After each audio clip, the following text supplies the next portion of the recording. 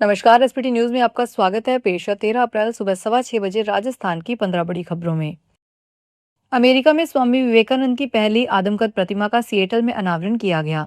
यह प्रतिमा प्रसिद्ध भारतीय दार्शनिक और आध्यात्मिक नेता स्वामी विवेकानंद के सम्मान में स्थापित की गई है। अधिकारियों ने बताया कि सिएटल शहर में वेस्टलेक स्क्वायर पर स्थापित आदमकद कांस्य प्रतिमा अमेरिका में किसी नगर प्रशासन की ओर से लगाई गई अपनी तरह की पहली प्रतिमा है। भारतीय कलाकार नरेश कुमार कुमावत द्वारा बनाई गई इस प्रतिमा का सिएटल की महापौर कैटी विल्सन और सिएटल में भारत के महावाणिज्यिक दूत प्रकाश गुप्ता ने संयुक्त रूप से अनावरण किया। अजमेर जिले के किशनगढ़ क्षेत्र में राष्ट्रीय राजमार्ग पर एक भीषण सड़क हादसे ने पूरे इलाके को झकझोर कर रख दिया। तेज रफ्तार और लापरवाही के चलते हुए इस हादसे में एक दंपत्ति गंभीर रूप से घायल हो गया, जिसमें महिला के बाद में मौत हो गई। हादसे की भयावहता का अंदाजा इसी बात से लगाया जा सकता है कि ट्रेलर बाइक को करीब 50 मिनट तक घसीटता हुआ ले गया। जानकारी के अनुसार धादीज कॉलोनी निवासी 48 वर्षीय किरण कंवर अपने पति विक्रम सिंह के साथ बाइक पर सवार थी। इसी दौरान पीछे से आ रहे तेज रफ्तार ट्रेलर ने उनकी बाइक को जोरदार टक्कर मारी। भारतीय जनता पार्टी राजस्थान द्वारा बाबा साहेब डॉक्टर भीमराव अंबेडकर जयंती के अवसर पर प्रदेश भर में कार्यक्रमों के लिए वक्ताओं की नियुक्ति की गई है। जारी सूची के अनुसार श्रीगंगानगर जिले के मुख्य वक्ता के रूप में सुरेंद्र पाल सिंह टीटी को जिम्मेदारी सौंपी गई है। भाजपा के प्रदेश नेतृत्व द्वारा जारी इस सूची में राज्य के सभी जिलों में वरिष्ठ पदाधिकारियों, पूर्व विधायकों, सांसदों व संगठन के प्रमुख नेताओं को वक्ता के रूप में नियुक्त किया गया है, जो अम्बेडकर जयंती के अवसर पर आयोजित कार्यक्रमों में भाग लेकर बाबा साहेब के विचारों, संविधान की महत्ता और सामाजिक समरसता का संदेश देंगे।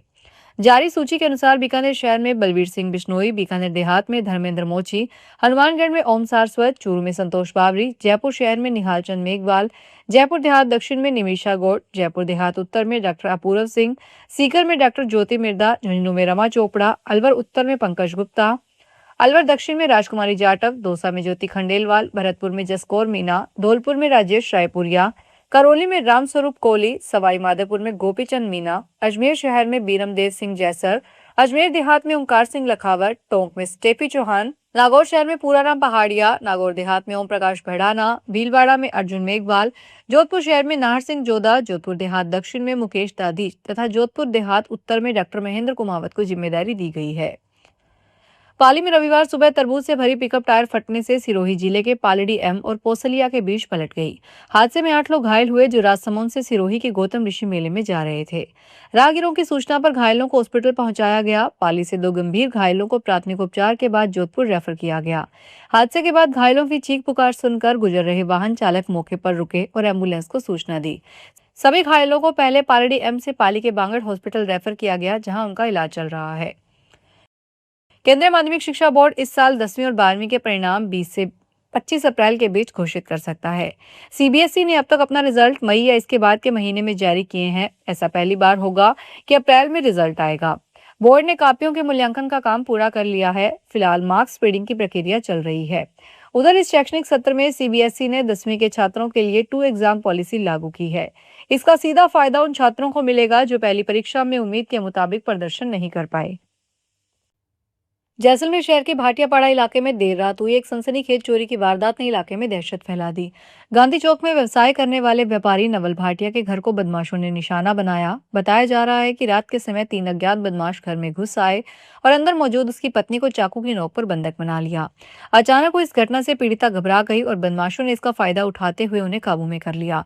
बदमाशों ने महिला के हाथ पैर बांध दिए और मुंह पर टेप चिपका दिया ताकि वे किसी को आवाज न दे सके। इसके साथ ही बदमाशों ने गले पर चाकू रखकर उसे डराया, धमकाया और चुप रहने को मजबूर किया। जयपुर में Marudhara run in sari season 2 का आयोजन उत्साह और उमंग के साथ किया गया। इसमें महिलाओं ने साड़ी पहनकर दौड़ लगाते हुए परंपरा और फिटनेस का शानदार संगम प्रस्तुत किया।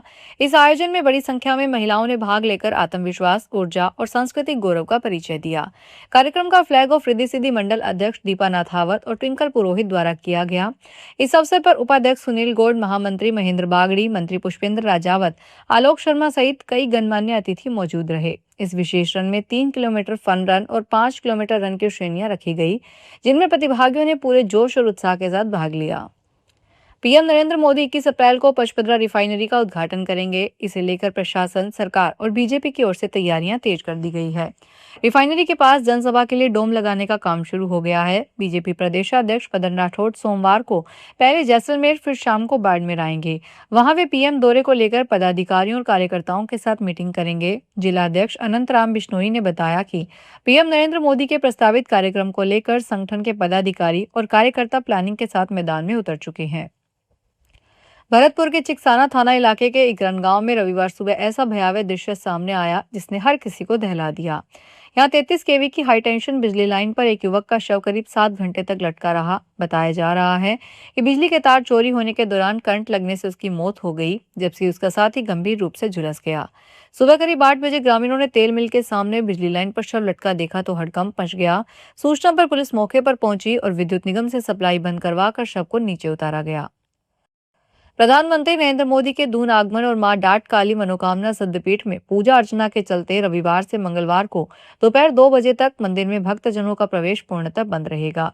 मंदिर में कोई भी दर्शन नहीं कर सकेगा। रविवार को मंदिर में महंत रमन प्रसाद गोस्वामी के सुपुत्र शुभम गोस्वामी और संयम गोस्वामी की अध्यक्षता में मंदिर समिति की बैठक आयोजित हुई। मंदिर समिति के सेवादार दिनेश अग्रवाल और गौरव अग्रवाल ने बताया कि प्रधानमंत्री नरेंद्र मोदी को मंगलवार को देहरादून आ रहे हैं। राजस्थान की सबसे महत्वाकांक्षी परियोजना बाड़मेर रिफाइनरी एक बार फिर सियासतों के केंद्र में है।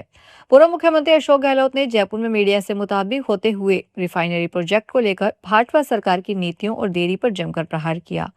गहलोत ने प्रोजेक्ट की लागत में हुई बेतहाशा बढ़ोतरी को जनता के पैसे की बर्बादी बताते हुए सवाल किया कि आखिर इस सेटबैक का असली जिम्मेदार कौन है।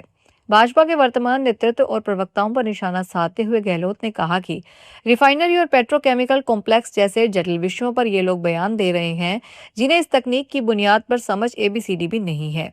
उन्होंने सीधे तौर पर पूर्व सीएम वसुंधरा राजे का नाम लेते हुए कहा कि अगर रिफाइनरी का डिबेट करनी है तो वसुंधरा जी को सामने लाएं।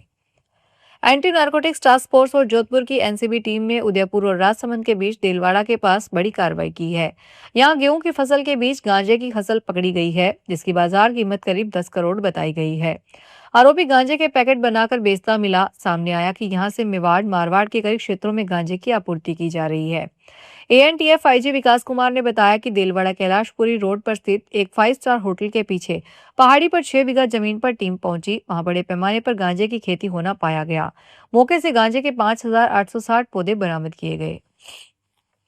राष्ट्रपति द्रौपदी मुर्मू, उपराष्ट्रपति सीपी राधाकृष्णन, प्रधानमंत्री नरेंद्र मोदी और कांग्रेस नेता मल्लिकार्जुन खड़गे और राहुल गांधी सहित विभिन्न दलों के नेताओं और प्रमुख हस्तियों ने मशहूर गायिका आशा भोसले के निधन पर गहरा दुख व्यक्त किया है और कहा है कि उनकी बहुमुखी प्रतिभा आने वाली पीढ़ियों को भी प्रेरित करेगी। श्रीमती मुर्मू ने सोशल मीडिया प्लेटफॉर्म एक्स पर लिखा कि आशा भोसले के निधन ने संगीत की दुनिया में खालीपन छोड़ दिया है। एक महान गायिका के तौर पर उन्होंने भारत में संगीत के एक पूरे दौर को परिभाषित किया है। उनके साथ व्यक्तिगत रूप से बातचीत करने की मेरी बहुत प्यारी यादें हैं। अमेरिका के राष्ट्रपति डोनाल्ड ट्रंप ने ऐलान किया है कि अमेरिकी नेवी अब हॉर्मुज स्ट्रेट से गुजरने वाले जहाजों की नाकाबंदी करेगी। उन्होंने सोशल मीडिया पर कहा कि जो भी जहाज इस रास्ते से गुजरने की कोशिश करेगा उसे रोका जाएगा और जांच की जाएगी। खास तौर पर उन जहाजों पर नजर रखी जाएगी जिन्होंने ईरान का टोल दिया है।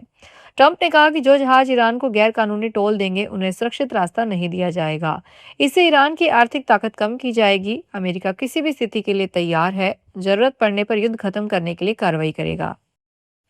उत्तर प्रदेश के दुधई में जेल में बंद प्रेमी को रिहा किए जाने की मांग को लेकर प्रेमिका टावर पर चढ़ गई। इसकी जानकारी होते ही दुधई कस्बे के लोग हलकान रह गए। एक सप्ताह पहले युवती की मां ने प्रेमी टुनटुन कुशवाहा के विरोध पॉक्सो एक्ट सहित कई धाराओं में मुकदमा पंजीकृत करवाया था। मुकदमा पंजीकृत होते ही पुलिस आरोपित को पकड़कर कोर्ट ले गई। वहां उसे जेल भेज दिया गया। इससे आक्रोशित प्रेमिका सुबह 11 बजे कस्बा से टैक्सी स्टैंड के निकट लगे टावर पर चढ़ गई। तो ये थी राजस्थान की 15 बड़ी खबरें। अगर आपको हमारा बुलेटिन पसंद आया हो तो वीडियो को लाइक करें, अपने दोस्तों से शेयर करें और चैनल को सब्सक्राइब करना ना भूलें। फिर मिलेंगे नई खबरों के साथ। धन्यवाद।